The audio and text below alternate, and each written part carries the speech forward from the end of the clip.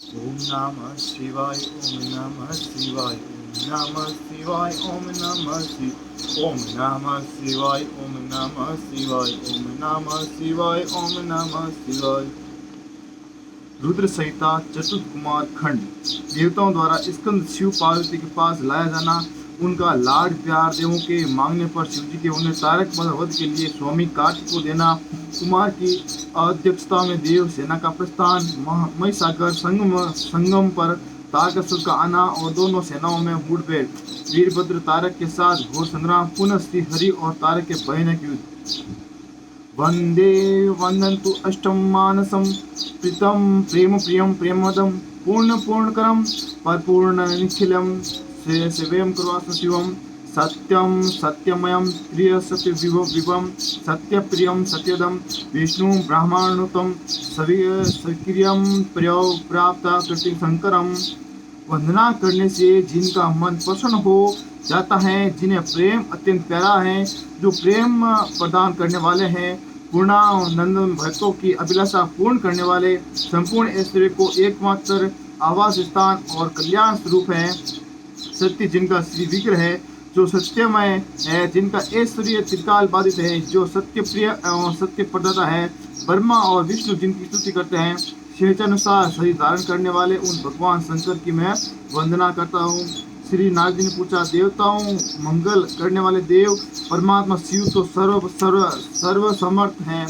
आत्मा नाम होकर ने जिस पुत्र की उत्पत्ति के लिए पार्वती के साथ विवाह किया था, उनके वह पुत्र किस प्रकार उत्पन्न हुआ तथा तारकासुर का वध कैसे हुआ। ब्राह्मण मुझ पर कृपा करके ये सारा वृत्तांत पूर्ण रूप से वर्णन कीजिए। इसके उत्तर में ब्रह्मा जी ने कथा प्रसंग सुनाकर कुमार के गंगा से उत्पन्न होने तथा कार्तिक आदि 6 स्त्रियों के द्वारा उनके पाले जाने, उन्हें छाओं की संतुष्टि के लिए उनके 6 मुख धारण करने और कार्तिकाओं के द्वारा पाले जाने के कारण उनका कार्तिक नाम होने की बात कही। तदंतर उनके शंकर गिरिराज की सेवा में लय से जाने की कथा सुनाई। फिर ब्रह्मा जी ने कहा, भगवान शंकर ने कुमार को गोद में बैठाकर अत्यंत स्नेह किया। देवताओं में उन्हें नाना प्रकार से पदार्थ, विद्याएं, शक्ति और अस्त्र शस्त्र आदि प्रदान किए। पार्वती के हृदय में प्रेम समाता नहीं था।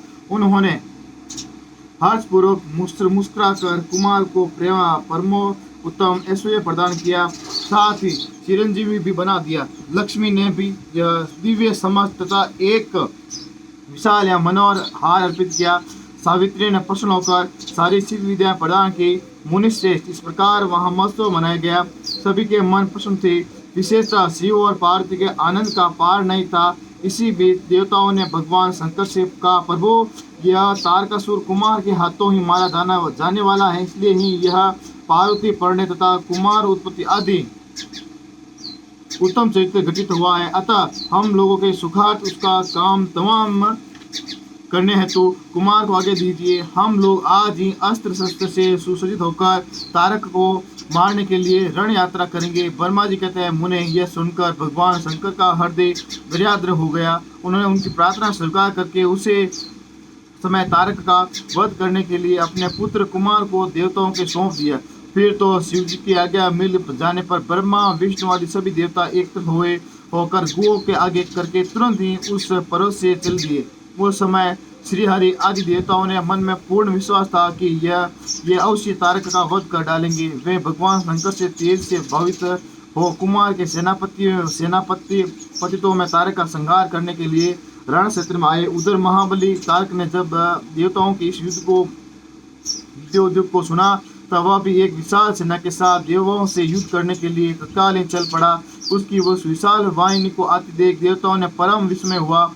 फिर तो वे बलपूर्वक बारंबार सिंहनाद करने लगे। उसी समय तुरंत ही भगवान शंकर की प्रेरणा से विष्णु आदि संपूर्ण देवताओं के प्रति आकाशवाणी हुई।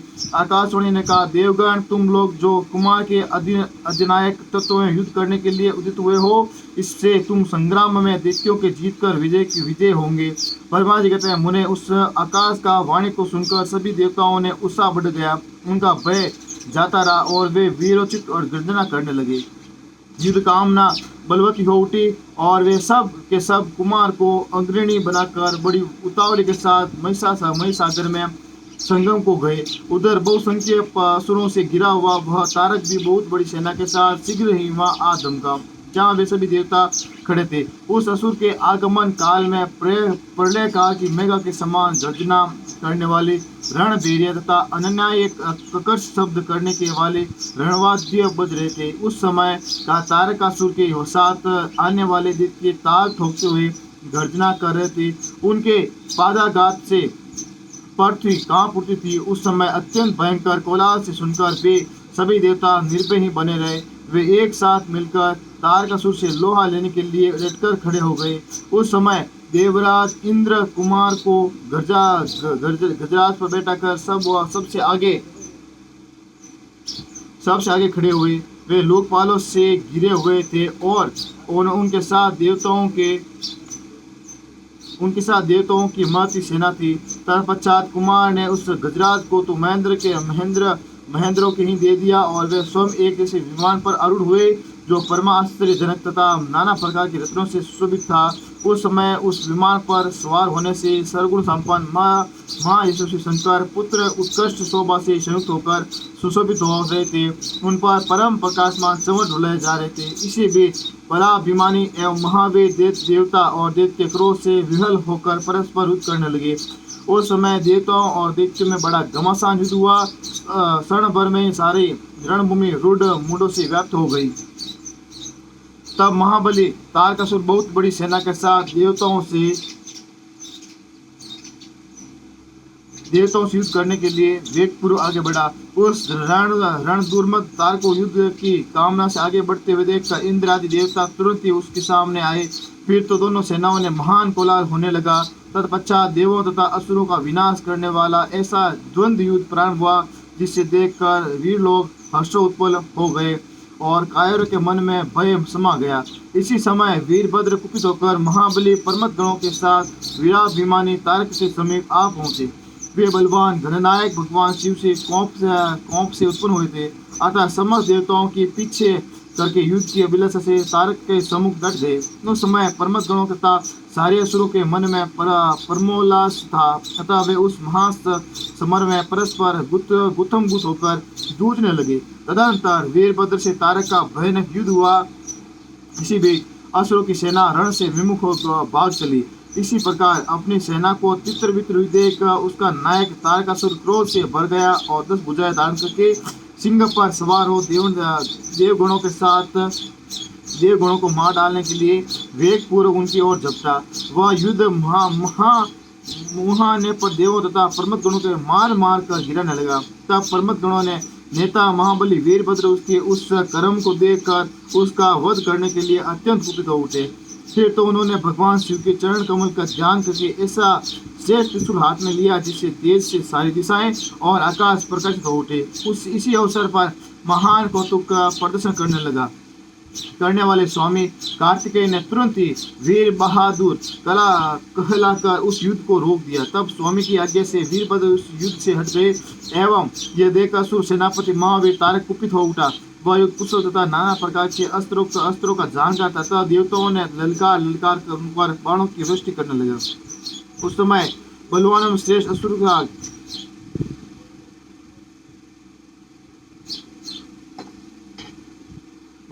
श्रेष्ठ असुरा तारक ने ऐसा महान कर्म किया कि सारे देवता मिलकर भी उसका सामना न कर सके।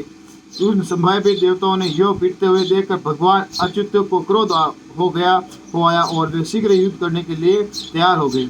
उन भगवान श्री हरि ने अपने आयुध सुदर्शन चक्र और सांगर धनुष को लेकर युद्ध स्थल में महादैत्य तारक पर आक्रमण किया। मुनि तदंतर सबके देखते देखते श्रीहरि और तारकासुर में अत्यंत भयंकर एवं रोमांचकारी महायुद्ध छिड़ गया। इसी बीच अच्युत ने कुपित होकर महान सिंहनाद किया और धधकती हुई ज्वालाओं के से प्रकाश वाले अपने चक्र को उठाया। फिर तो श्रीहरि ने उसी चक्र से दैत्यराज तारक पर प्रहार किया।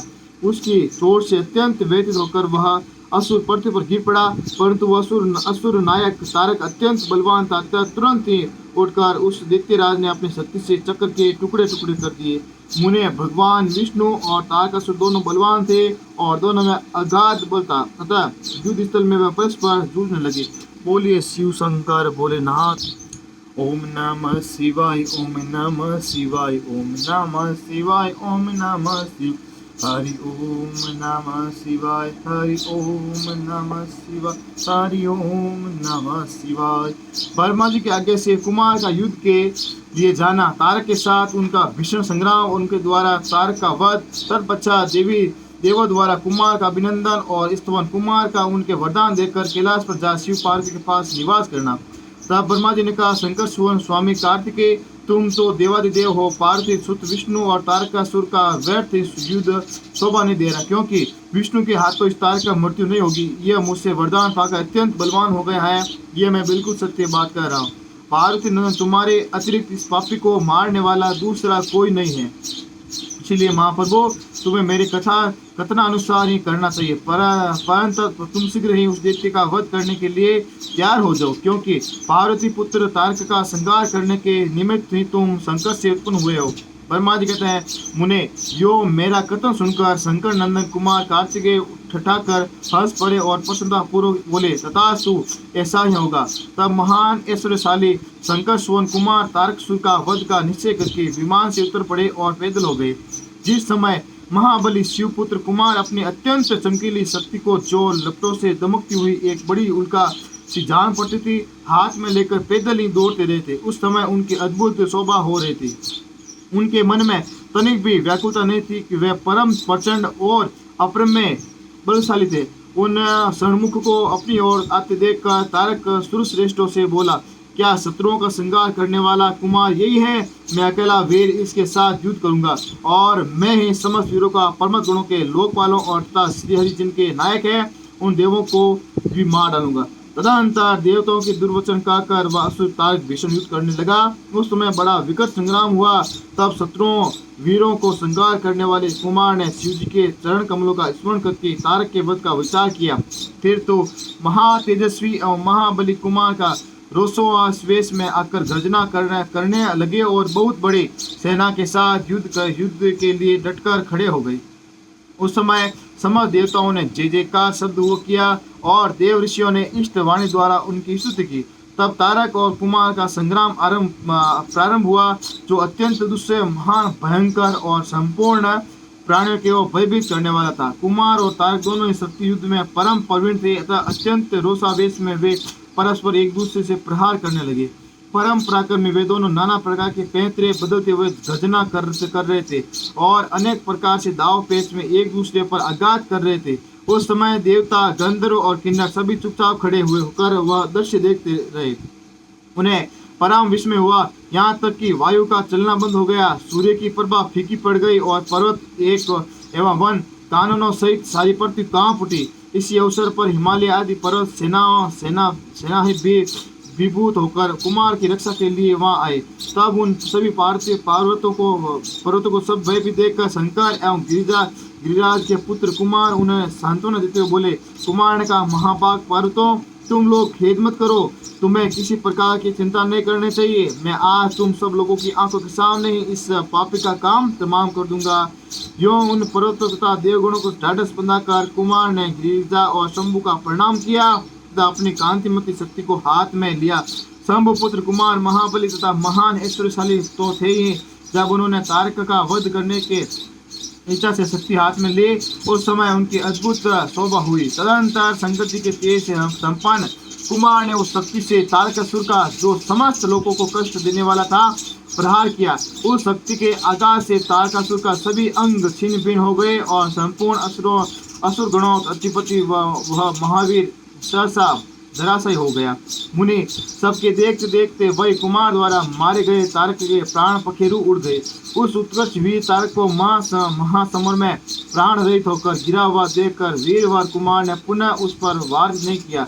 उस महाबली दैत्यराज ने तारक के मारे जाने पर देवताओं से बहुत से असुरों को मौत के घाट उतार दिया। उस युद्ध में कुछ असुरों ने भयभीत होकर हाथ जोड़ लिए, कुछ के शरीर छिन्न भिन्न हो गए और हजारों दैत्य मृत्यु के अतिथि बन गए। कुछ शरणार्थी दैत्य अंजलि बांधकर पाही पाही रक्षा कीजिए यो पुकारते हुए कुमार के शरणापन्न हो गए। कुछ मार डाले गए और कुछ मैदान छोड़कर भागे।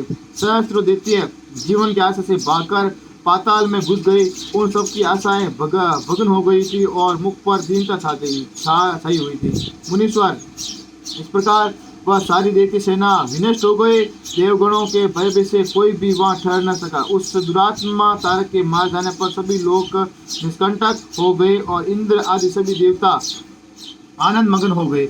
जो कुमार को विजय देखकर एक साथ संपूर्ण देवताओं ने तथा त्रिलोक के समस्त प्राणियों का महान आनंद प्राप्त हुआ। उस समय भगवान शंकर भी कार्तिकेय की विजय का समाचार पाकर प्रसन्नता से भर गए और पार्वती जी के साथ गणों से घिरे हुए वहां पधारे। तब जिनके हृदय में स्नेह समाता नहीं था, वे पार्वती जी को परम प्रेम पूर्वक सूर्य के समान तेजस्वी अपने पुत्र कुमार को अपनी गोद में लेकर लाड प्यार करने लगे। उसी अवसर पर अपने पुत्रों से घिरे हुए हिमालय ने बंधु बांधव तथा अनुयायी को साथ आकर शंभु, पार्वती और गुहा का स्तुति किया। तत्पश्चात संपूर्ण देवगण, मुनि, सिद्ध और चरणों ने शिव मदन कुमार शंभु और परम प्रसन्न हुई पार्वती स्तुति की। उस समय उपदेव ने बहुत बड़ी पुष्प वर्षा की। सभी प्रकार से बाजे बजने लगे। विशेष रूप से जय जयकार और नमस्कार शब्द बारंबार उस जोर से गूंजने लगा। उस समय वहाँ एक महान विजयोत्सव मनाया गया, जिसके कीर्तन की विशेषता थी और वह स्थान गाने बजाने तथा शब्द तथा अधिकाधिक ब्रह्मा घोष से व्याप्त था। मुने समस्त देवगणों ने प्रसन्नता पूर्वक गा बजाकर तब हाथ जोड़ भगवान जगन्नाथ की स्तुति। तब तत्पश्चात सबसे प्रसिद्ध तथा अपने गणों से घिरे हुए भगवान रुद्र जगत जननी भगवान के साथ अपने निवास स्थान कैलाश पर तो चले गए। इधर तारक को मारा गया देखकर सभी देवता तथा अन्य समस्त प्राणियों को चेहरे पर हंसी खेलने लगी। वह भक्ति पूर्व शंकर सोन कुमार की स्तुति करने लगे। देव, तुम दानव श्रेष्ठ तारक का हनन करने वाले हो, तुम्हें नमस्कार है। शंकर नंदन, तुम बाणासुर के प्राणों का अपहरण करने वाले हो तथा प्रलंबासुर के विनाशक हो। तुम्हारा स्वरूप परम पवित्र है, तुम्हें हमारा अभिवादन है। ब्रह्मा जी कहते हैं, मुने, जब विष्णु आदि देवताओं ने इस प्रकार कुमार ने स्तुति किया, तब उन प्रभु ने सभी देवों के कर्म से नया नया वर प्रदान किया। तत्पश्चात पर्वतों को स्तुति देखकर वे शंकर तने परम प्रसन्न हुए और उन्हें वर देते हुए बोले। स्कंद ने कहा, भूधरो, तुम सभी पर्वत तपस्वियों द्वारा पूजनीय तथा कर्मठ और ज्ञानियों के लिए सेवनीय होंगे। ये जो मेरे मातामह नाना पर्वश्रेष्ठ हिमवान है, वे ये महाभाग आज से तपस्वियों के लिए फलदाता होंगे। तब देवता बोले, कुमार, ये असुराज तारक को मारकर तथा देवों के वर प्रदान करके तुमने हम सबको तथा चराचर जगत को सुखी कर दिया। अब तुम्हारे परम प्रसन्नता पूर्वक अपने माता पिता पार्वती और शंकर का दर्शन करने के लिए शिव के निवास भूत कैलाश पर चलना चाहिए। ब्रह्मा जी कहते हैं, मुने, तदंतर सब देवताओं ने सात विमान पर चढ़कर कुमार स्कंद शिव जी के समीप कैलाश पहुंच गए। उस समय शिवा ने बड़ा आनंद मनाया। देवताओं ने शिव जी की स्तुति की। शिव जी ने उन्हें वरदान तथा अभयदान देकर विदा किए। मुने, उस अवसर पर देवताओं की परम आनंद प्राप्त हुआ। वे शिव, पार्वती तथा शंकर नंदन कुमार के रमणीय यश का बखान करते हुए अपने अपने लोक को चले गए। इधर परमेश्वर शिव भी शिवा, कुमार तथा गणों के साथ आनंद पूर्वक उस पर्वत पर निवास करने लगे। मुने, इस प्रकार जो शिव भक्ति से ओतप्रोत सुखदायक एवं दिव्य है, कुमार का वह सारा चरित्र मैंने तुमसे वर्णन कर दिया है। आप और क्या सुनना चाहते हो? बोले शिव शंकर भोलेनाथ की जय। ओम नमः शिवाय, ओम नमः शिवाय, ओम नमः शिवाय, ओम नमः शिवाय। शिवा का अपनी मेल से गणेश को उत्पन्न करके द्वारपाल पद पर नियुक्त करना। गणेश द्वारा शिव जी के रोके जाने पर उनके शिवगणों के साथ भयंकर संग्राम। शिव जी द्वारा गणेश का सिर छेदन, कुपित हुए शिव का शक्तियों के उत्पन्न करना और उनके द्वारा प्रलय मचाया जाना। देवताओं और ऋषियों का स्तवन द्वारा पार्वती को प्रसन्न करना। उनके द्वारा पुत्र को जिलाए जाने की बात कही जाने पर शिव जी के आज्ञा अनुसार हाथी का सिर लाया जाना और उसे गणेश दृढ़ से जोड़कर उन्हें जीवित करना। सूजी कहते हैं, तारकारी कुमार के उत्तम एवं अद्भुत वरदान सुनकर नारद जी को बड़ी प्रसन्न हुई। उन्होंने पुनः प्रेम पूर्वक ब्रह्मा जी से पूछा। नारद जी बोले, देव, आप तो शिव संबंधी ज्ञान के अथाक सागर है। प्रजानाथ, मैंने स्वामी कार्तिकेय के सद वृत्तांत को, जो अमृत से भी उत्तम है, सुन लिया। अब गणेश उत्तम चरित्र सुनना चाहता हूँ। आप उनका जन्म वृत्तांत तथा दिव्य चरित्र जो संपूर्ण मंगलों को भी मंगल स्वरूप है वर्णन कीजिए। सूर्य कहते हैं महामुनि नारद का ऐसा वचन सुनकर ब्रह्मा जी का मन हर्ष से गदगद हो गया। वे शिव जी का स्मरण करके बोले। ब्रह्मा जी ने कहा, नारद, पहले जो मैंने विधि पूर्वक गणेश की उत्पत्ति का वर्णन किया था कि क्षणिक दृष्टि से पड़ने से गणेश का मस्तक कट गया था, तब उस पर हाथी का मुख लगा दिया गया, वह कल्पांतरिक कथा है। अब श्वेत कल्प में घटित हुई गणेश की जन्म कथा का वर्णन करता हूँ, जिसमें कृपालु शंकर ने उनका मस्तक काट लिया था।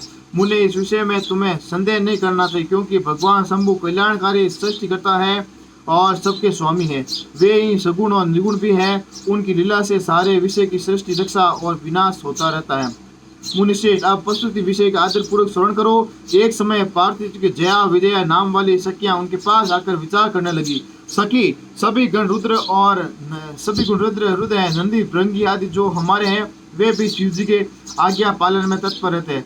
जो असंख्य प्रमथ गण है, उनमें भी हमारा कोई नहीं है। वे सभी शिवा आज्ञा प्राण होकर द्वार पर खड़े रहते हैं।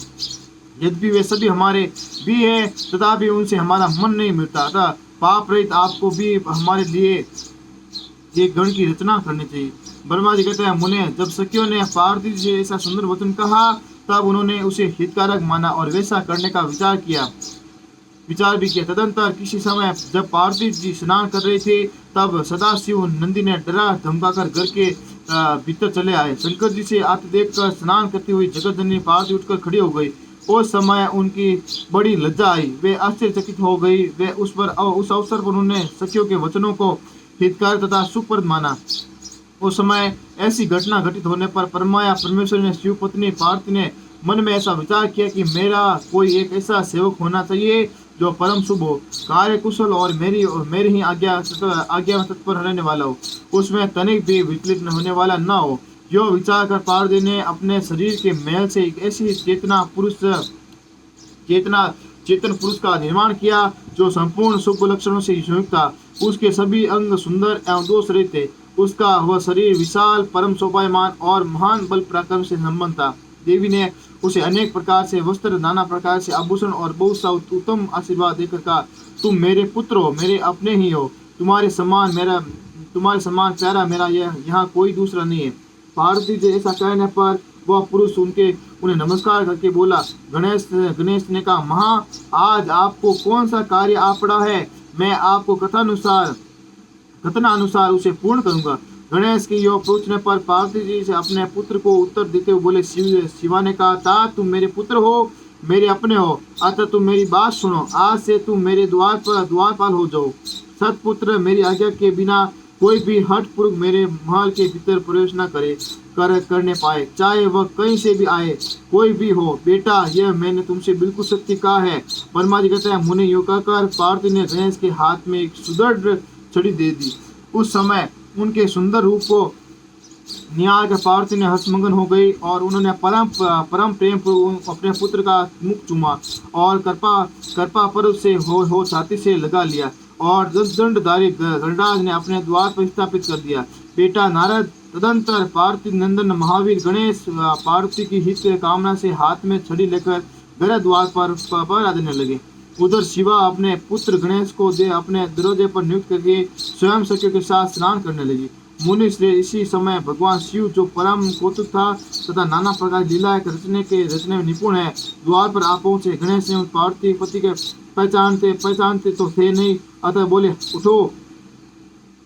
उठे, देव, माता की आज्ञा के बिना तुम अभी भीतर न जाओ। माता स्नान करने बैठ गई हैं, तुम कहाँ जाना चाहते हो? इस समय यहाँ से हट जाओ। जो कहकर गणेश ने उन्हें रोकने के लिए छड़ी हाथ ले ली। उन्हें ऐसा करते देख शिवजी बोले, मूर्ख, तू किसे रोक रहा है? हे दुर्बुद्धे, क्या तू मुझे नहीं जानता? मैं शिव के अतिरिक्त और कोई नहीं हूँ। फिर महेश्वर ने गण उसे समझाकर हटाने के लिए वहाँ आए और गणेश ने बोले, सुनो, हम मुख्य शिवगण ही द्वारपाल है और सर्वव्यापी है। भगवान शंकर की आज्ञा से तुम्हें हटाने के लिए यहाँ आए। तुम्हें भी गण समझकर हम लोगों ने मारा नहीं है, अन्यथा तुम सब कब के मारे गए होते। अब कुशल इसी में है कि तुम स्वतः ही दूर हट जाओ। क्यों व्यर्थ अपनी मृत्यु बुला रहे हो? ब्रह्मा जी कहते हैं, मुने, यो कहकर जाने पर भी गिरिराज नंदन ने गणेश ने निर्भय बने रहे। उन्होंने शिवगणों को फटकारा और दरवाजे को नहीं छोड़ा। तब उन सभी ने शिवगणों के शिव जी के पास जाकर सारा वृतांत उन्हें सुनाया। उनसे सब बातें सुनकर संसार के गति स्वरूप अद्भुत लीला विलास महेश्वर अपने उन गणों को डांट कर कहने लगे।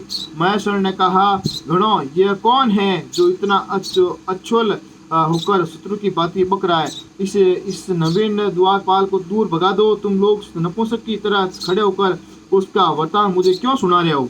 विचित्र लीला रचने वाले अपने स्वामी शंकर को यो कहने पर वे गण पुनः वही लौट आए। तदंतर गणेश द्वारा पुनः रोके जाने पर शिवजी ने गणों को आज्ञा दी कि तुम पता लगो ये कौन है और क्यों ऐसा कर रहा है। गणों ने पता लगाकर बताया कि ये श्री गिरिराज के पुत्र है और द्वारपाल के रूप में बैठे हैं। तब लीला रूप शंकर ने विचित्र लीला करनी चाहिए तथा अपने गणों के गर्व भी गलित करना चाहा। इसीलिए गणों को तथा देवताओं को बुलाकर गणेश जी के भीषण युद्ध करवाया। पर वे कोई भी गणेश की पराजित न कर सके। तब स्वयं शूलपाणी महेश्वर आए। गणेश जी ने माता के चरणों का स्मरण किया। तब शक्ति उन्होंने बल प्रदान कर दिया। सभी देवता शिव जी के पक्ष में आ गए। घोर युद्ध हुआ। अंतोगत स्वयं शूलपाणी महेश्वर ने आकर त्रिशूल गणेश जी की सिर काट डाला। उस समय समाचार पार्वती को मिला। तब वे क्रुद्ध हो गई और बहुत सी शक्तियों ने सत्यों को उत्पन्न करके उन्होंने बिना विचारे उन्हें प्रलय करने की आज्ञा दे दी। फिर तो शक्तियों के द्वारा प्रलय मचाई जाने लगी। उन शक्तियों को वहां जाज्वल में मान तेजी के सभी दिशाओं को दग्ध साध किए डालता था। उसे देखकर वे सभी शिवगण भयभीत हो गए और भागकर दूर जा खड़े हुए। मुने, इसी समय तुम दिव्य दर्शन नारद वहां आ पहुंचे। तुम्हारा वहां आने का अभिप्राय देवगणों के सुख को पहुंचाना था। तब तुम्हें मुझे देवताओं सहित शंकर के प्रणाम करके कहा कि इस विषय में सबको मिलकर विचार करना चाहिए।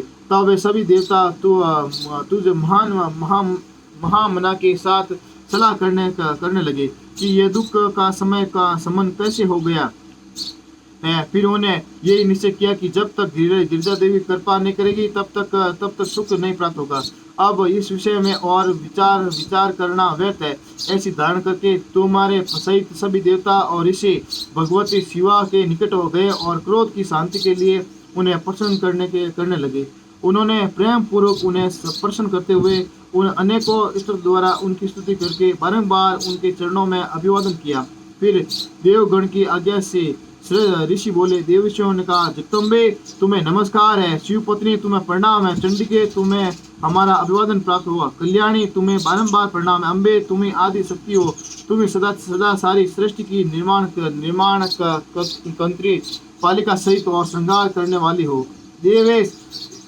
देवेशी तुम्हारे कोप से सारी त्रिलोकी विकल हो रही है। अतः आप प्रसन्न हो और क्रोध को शांत करो। देवी, हम लोग तुम्हारे चरणों में मस्तक झुकाते हैं।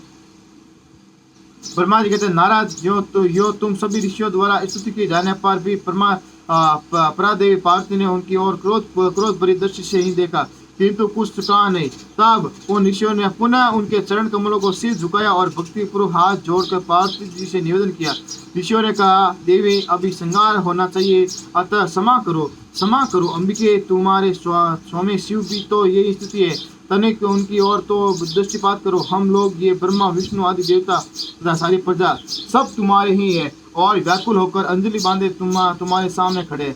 परमेश्वरी, इन सब का अपराध क्षमा करो। शिवे, आप इन्हें शांति प्रदान करो। ब्रह्मा जी कहते हैं, मुने, सभी देवऋषियों ने कहकर अत्यंत दीन भाव से व्याकुल हो हाथ जोड़कर चंडिका के सम्मुख खड़े हो गए। उनका ऐसा कथन सुनकर चंडिका की प्रसन्न हो गई। उनके हृदय में करुणा का संचार हो आया। तब वे ऋषियों से बोली। देवी ने कहा, ऋषियों, यदि मेरा पुत्र जीवित हो जाए और वह तुम लोगों के मध्य पूजनीय मान लिया जाए तो संहार नहीं होगा। तब जब तुम लोग उसे सर्वाध्यक्ष का पद प्रदान कर दोगे तभी लोक में शांति हो सकती है, अन्यथा तुम्हें सुख नहीं प्राप्त हो सकता। ब्रह्मा जी कहते हैं, मुने, पार्वती को कहने पर तुम सब ऋषियों ने उन देवताओं के पास आकर सारा वृतांत कर सुनाया। उसे सुनकर इंद्र आदि सभी देवताओं ने चेहरे पर उदास छा गए। वे शंकर जी के पास गए और हाथ जोड़कर उनके चरणों में नमस्कार करके सारा समाचार निवेदन कर दिया। देवताओं के कथन सुनकर शिव जी ने कहा, ठीक है, जिस प्रकार सारी त्रिलोकी को सुख मिल सके वही करना चाहिए। अतः उस उत्तर दिशा की ओर जाना चाहिए और जो जीव पहले मिले उसका सिर काट कर उस बालक के शरीर पर जोड़ देना चाहिए। वर्मा जी कहते हैं, मुने तदनंतर शिव जी की आज्ञा का पालन करने वाले उन देवताओं ने वह सारा कार्य संपन्न कर दिया। उन्होंने उस शिशु के शरीर को धो पहुँच कर विधिवत उसकी पूजा की। फिर वे उत्तर दिशा की ओर गए। वहां उन्हें पहले पल एक दांत वाला एक हाथी मिला। उन्होंने उसका सिर का लाकर उस शरीर पर जोड़ दिया। हाथी के उस सिर को संयुक्त कर देने के पश्चात सभी देवताओं ने भगवान शिव आदि को प्रणाम करके कहा कि हम लोगों ने अपना काम पूरा कर दिया है। अब जो करना शेष है उसे आप लोग पूर्ण करें। ब्रह्मा जी कहते हैं, तब शिवाज्ञा पालन संबंधी ने देवताओं की बात सुनकर सभी देवों और पार्षदों को महान आनंद हुआ। तत्पश्चात ब्रह्मा विष्णु आदि सभी देवता अपने स्वामी निर्गुण स्वरूप भगवान शंकर को प्रणाम करके बोले, स्वामिनी, आप महात्मा के जिस तेज से हम सभी उत्पन्न हुए, आपका वही तेज वेद मंत्र के अभियोग से इस बालक में प्रवेश करे। इस प्रकार सभी देवताओं ने मिलकर वेद मंत्र द्वारा जल को अभिमंत्रित किया। फिर शिव जी की स्मरण करके उस उत्तम जल को बालक के शरीर पर छिड़क दिया। उस जल का स्पर्श होते ही वह बालक स्वेच्छा से शीघ्र ही चेतनित होकर जीवित हो गया और सोए हुए की तरह उठ बैठा हुआ। वह सौभाग्यशाली बालक अत्यंत सुंदर था। उसका मुख हाथी का सा था। शरीर का रंग हरा लाल था। चेहरे पर प्रसन्नता खेल रही थी। उसकी आकृति कमनीय थी और उसकी सुंदर प्रभा फैल रही थी। मुनिवर पार्वतीनंदन उस बालक को जीवित देखकर वहां उपस्थित सभी लोग आनंद मगन हो गए और सारा दुख विलीन हो गया। वह हर्ष विभोर होकर सभी लोगों के उस बालक को पार्वती जी को दिखाया। वह पुत्र को जीवित देखकर पार्वती जी को परम प्रसन्न हुआ। बोली शिव शंकर भोलेनाथ शंभो। पार्वती जी द्वारा गणेश को वरदान देवों द्वारा उन्हें अग्र पूजन माना जाना। शिव जी द्वारा गणेश को सर्वाध्यक्ष पद प्रदान करना और गणेश चतुर्थी व्रत का वर्णन। तत्पश्चात सभी देवताओं को उनकी स्तुति करके हर्षपूर्वक अपने अपने स्थान को लौटा जाना।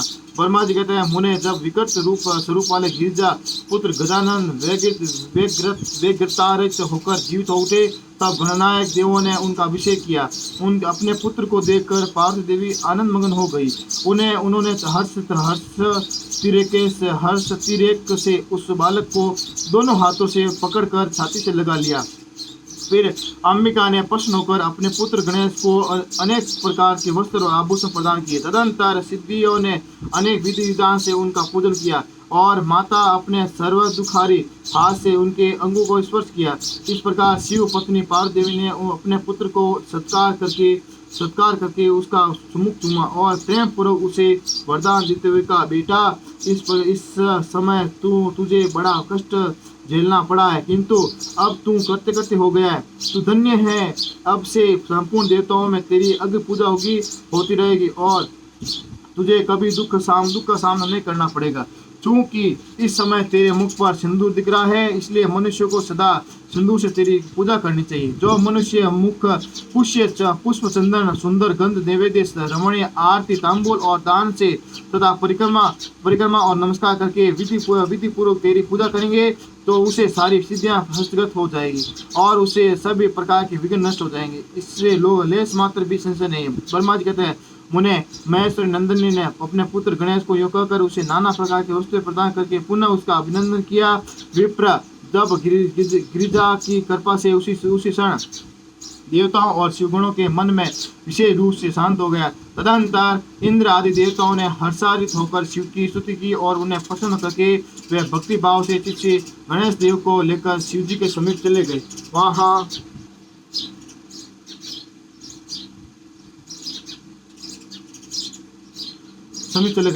पहुंचकर उन्होंने त्रिलोकी के कल्याण कामना से भगवानी के उस बालक को शिवजी के गोद में उठ बैठा दिया। तब शिवजी भी उस बालक के मस्तक पर अपना कर कमल फेरते हुए देवताओं से बोले, यह मेरा दूसरा पुत्र है। तत्पश्चात गणेश ने भी उठकर शिवजी के चरणों में अपने अभिवादन किया। फिर पार्वती को, मुझको, विष्णु को और नारद आदि सभी ऋषियों को प्रणाम करके आगे खड़े होकर उन्होंने कहा, यो अभिमान करना मनुष्य का स्वभाव ही है, अतः आप लोग मेरा अपराध क्षमा करे। तब मैं शंकर और विष्णु इन तीनों देवताओं ने एक साथ ही प्रेम पूर्वक उन्हें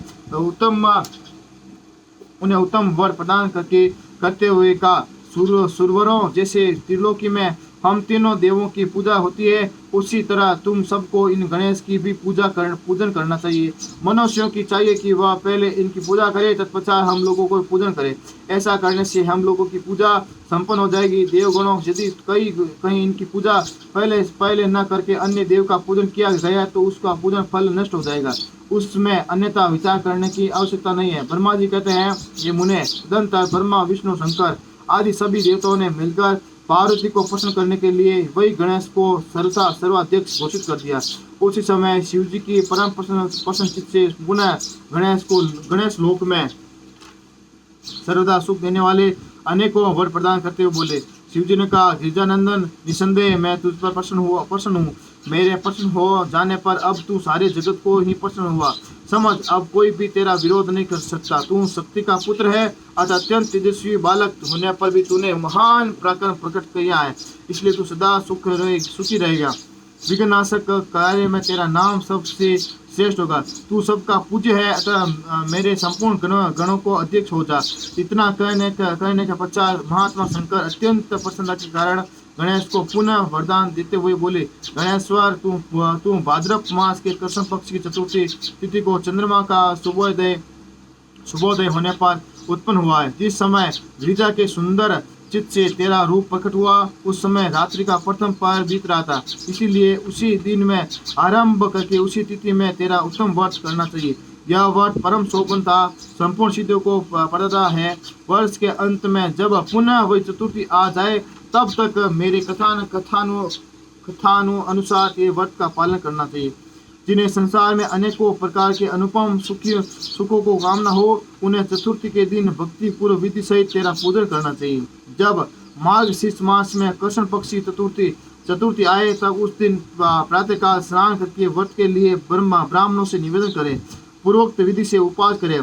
फिर धातु की, मूंगे की, श्वेत मदार की अथवा मिट्टी की मूर्ति बनाकर उसके प्राण प्रतिष्ठा करे और भक्ति भाव से नाना प्रकार के दिव्य गंधों, चंदनों और पुष्पों के उसकी पूजा करे। पुनः रात्रि का प्रथम पहर बीत जाने पर स्नान करके दुर्वा दलों से पूजन करना चाहिए। यह दुर्वा जड़ रहित 12 अंगुल लंबी और 3 गांठों वाली होनी चाहिए। ऐसी 101 अथवा 21 दुर्वा से उस स्थापित प्रतिमा को पूजा करे। तत्पश्चात धूप दीप उनके प्रकार से निवेदित तांबूल अग्र और उत्तम पदार्थ द्वारा गणेश की पूजा हो और स्तवन करके उसके आगे प्रणपात करे। जो गणेश की पूजा करने के पश्चात बाल चंद्रमा का पूजन करे, पश्चात हर्षपूर्व ब्राह्मणों की पूजा करे, उनके मिष्ठान का भोजन कराए। उनके भोजन कर लेने के बाद स्वयं ही नमक रहित मिष्ठान का ही प्रसाद पाए। फिर गणेश का स्मरण करके अपने सभी नियमों को विसर्जन कर दे। इस प्रकार करने से यह शुभ व्रत पूर्ण होता है। बेटा, जो व्रत करते करते जब वर्ष पूरा हो जाए, तब व्रती मनुष्य को चाहिए कि वह व्रत की पूर्ति के लिए व्रतों जो उद्यापन का कार्य भी संपन्न करे। इसमें मेरे आज्ञानुसार 12 ब्राह्मणों को भोजन कराना चाहिए। व्रती को चाहिए कि वह एक कलश स्थापित करके उस पर तेरी मूर्ति की पूजा करे। तत्पश्चात वेद विधि के अनुसार वेदी की निर्माण करके उस पर अष्टदल कमल बनाए। फिर उसी पर धन की कंजूसी छोड़कर हवन करे। पुनः मूर्ति के सामने 2 स्त्रियां और 2 बालक को बिठाकर विधि पूर्वक उनकी पूजा करे और चादर उन्हें भोजन कराए। रात में जागरण करे। प्रातःकाल पुनः पूजन करके पुनरागमन के लिए विसर्जन कर दें। बालक को आशीर्वाद ग्रहण करें, स्वस्ति वाचन कराएं और व्रत की पूर्ति के लिए पुष्पांजलि निवेदित करें। फिर नमस्कार करके नाना प्रकार के कार्यों को कल्पना करें। इस प्रकार जो इस व्रत को पूर्ण करता है, उसे अभीष्ट फल की प्राप्ति होती है। गणेश जो श्रद्धा रहित अपने शक्ति के अनुसार नित्य तेरी पूजा करेगा, उसके सभी मनोरथ सफल हो जाएंगे। मनुष्य के सिंदूर, चंदन, चावल, केतकी, पुष्प आदि अनेकों उपचारों द्वारा गणेश वर का पूजन करना चाहिए। जो लोग नाना प्रकार के उपचारों से भक्ति पूर्वक तेरी पूजा करेंगे, उन्हें विघ्नों का सदा के लिए नाश हो जाएगा और उनकी कार्य सिद्धि होती रहेगी। सभी वर्ण के लोगों को, विशेषकर स्त्रियों को, यह पूजा अवश्य करनी चाहिए तथा अभ्युदय की कामना करने वाले राजाओं के लिए भी यह व्रत आवश्यक कर्तव्य है। व्रत मनुष्य जिस वस्तु की कामना करता है उसे निश्चय वह वस्तु प्राप्त हो जाती है तथा जिसे किसी वस्तु की अभिलाषा हो उसे अवश्य तेरी सेवा करनी चाहिए। ब्रह्मा जी कहते हैं, मुने, जब शिवजी ने महात्मा श्री गणेश को इस प्रकार वर प्रदान किया तब संपूर्ण देवताओं ने श्रेष्ठ ऋषियों से और शिव के प्रयास से समस्त गणों से तथास्तु कर उसका समर्थन किया और अत्यंत विधि पूर्वक गणाधीश का पूजन किया। तत्पश्चात शिव गणों के आदर पूर्वक नाना प्रकार की पूजन सामग्री से गणेश्वर की विशेष रूप से अर्चना की और उनके चरणों में प्रणाम किया। मुनीश्वर, उस समय गिरिजा देवी को जो आनंद प्राप्त हुआ उसका वर्णन मेरे चारों मुखों से भी नहीं हो सकता। तब फिर मैं उसे कैसे बताऊं। उस अवसर पर देवताओं ने की दुदुम्बियां बजने लगी, अप्सराएं नृत्य करने लगी, गंधर्व श्रेष्ठ गान लगाने लगे और पुष्पों की वर्षा होने लगी। इस प्रकार गणेश को गणाधीश पद पर प्रतिष्ठा होने पर वहाँ महान उत्सव मनाया गया। सारे जगत में शांति स्थापित हो गई और सारा दुख जाता रहा। नारद, शिव और पार्वती को भी तो विशेष आनंद प्राप्त हुआ और सर्वत्र अनेक प्रकार के सुखदायक मंगल होने लगे। तदनंतर संपूर्ण देवगण और ऋषिगण जो वहाँ पधारे हुए थे वे सभी शिव की आज्ञा से अपने अपने स्थान को चले गए। उस समय वे शिव जी की स्तुति करके गणेश और पार्वती की बारंबार प्रशंसा कर रहे थे और कैसा अद्भुत युद्ध हुआ कि वह परस्पर वार्तालाप करते हुए चले जा रहे थे।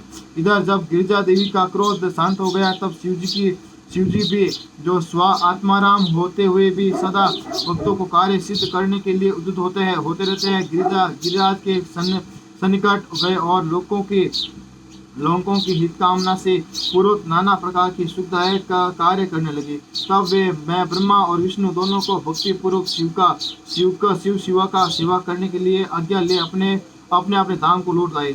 और जो मनुष्य जितेंद्र होकर इस परम मांगलिक आख्यान को श्रवण करता है वह संपूर्ण मंगलों को भागी होकर मंगल भवन हो जाता है। इसके श्रवण से पुत्रहीन को पुत्र के निर्धन को धन की, भार्यार्थी को भार्या की और प्रजार्थी को प्रजा की,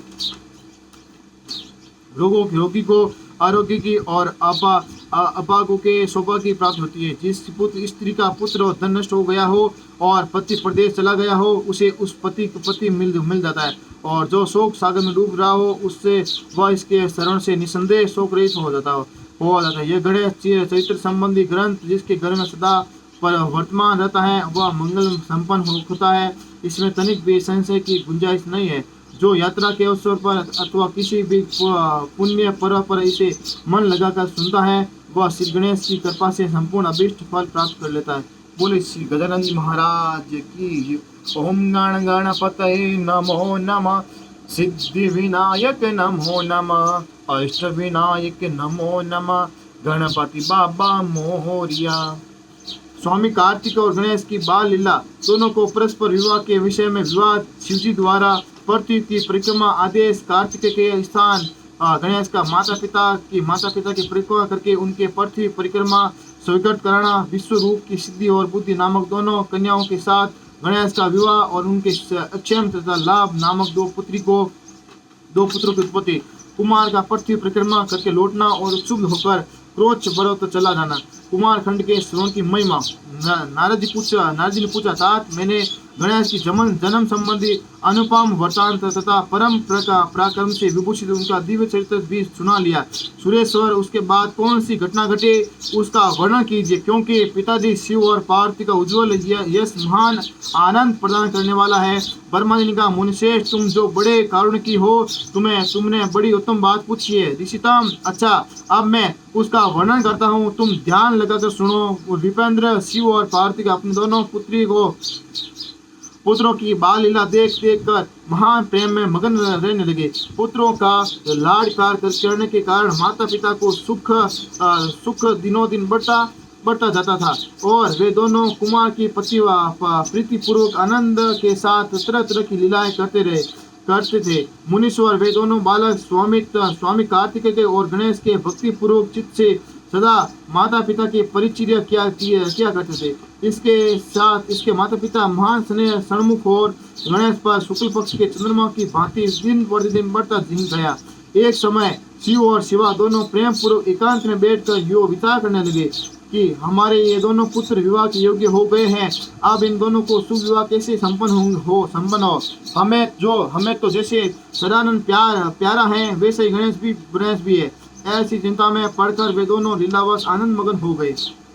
मुने माता पिता के विचार को जानकर उन दोनों पुत्रों के मन में भी विवाह की इच्छा जाग उठी। वे दोनों पहले मैं विवाह करूंगा यो बारंबार करते करते हुए परस्पर विवाद करने लगे। तब जब जगत के अधीश्वर ये दोनों दंपति पुत्रों को बात सुनकर लौकिक आचार का आश्रय परम विष्णु को प्राप्त हुए। कुछ समय बाद उन्होंने अपने दोनों पुत्रों को बुलाया और उनसे इस प्रकार का शिव पार्वती बोले, सुपुत्रों, हम लोगों ने पहले से ही एक ऐसा नियम बना रखा है जो तुम दोनों के लिए सुखदायक होगा। अब हम यथार्थ रूप से उसका वर्णन करते हैं, तुम लोग प्रेम पूर्वक सुनो। प्यारे बच्चों, हमने तो तुम दोनों पुत्र समान ही प्यारे हो। किसी पर विशेष प्रेम हो ऐसी बात नहीं। अतः हमने तुम लोगों के विवाह के विषय में एक ऐसी शर्त बनी है जो दोनों के लिए कल्याणकारी है। वह शर्त यह है कि जो सारी पृथ्वी का परिक्रमा करके पहले लौट आएगा उसी को शुभ विवाह पहले किया जाएगा। ब्रह्मा जी कहते हैं, मुने माता पिता की ये बात सुनकर सरजन्मा महाबली कार्तिकेय तुरंत ही अपने स्थान से पृथ्वी पर परिक्रमा करने के लिए चल दिए। परंतु अगाध बुद्धि संपन्न गणेश वही खड़े रह गए। वे अपने उत्तम बुद्धि का आश्रय ले बारंबार मन में विचार करने लगे कि अब मैं क्या करूं, कहाँ जाऊं। परिक्रमा तो मुझसे हो नहीं सकेगी, क्योंकि कोस पर चलने के बाद और आगे मुझसे चला जाएगा नहीं। फिर सारी पृथ्वी की परिक्रमा करके मैं कैसे सुख प्राप्त कर सकूंगा। ऐसा विचार कर गणेश ने जो कुछ किया उसे सुनो। उन्होंने अपने घर लौटकर विधिपूर्वक स्नान किया और माता पिता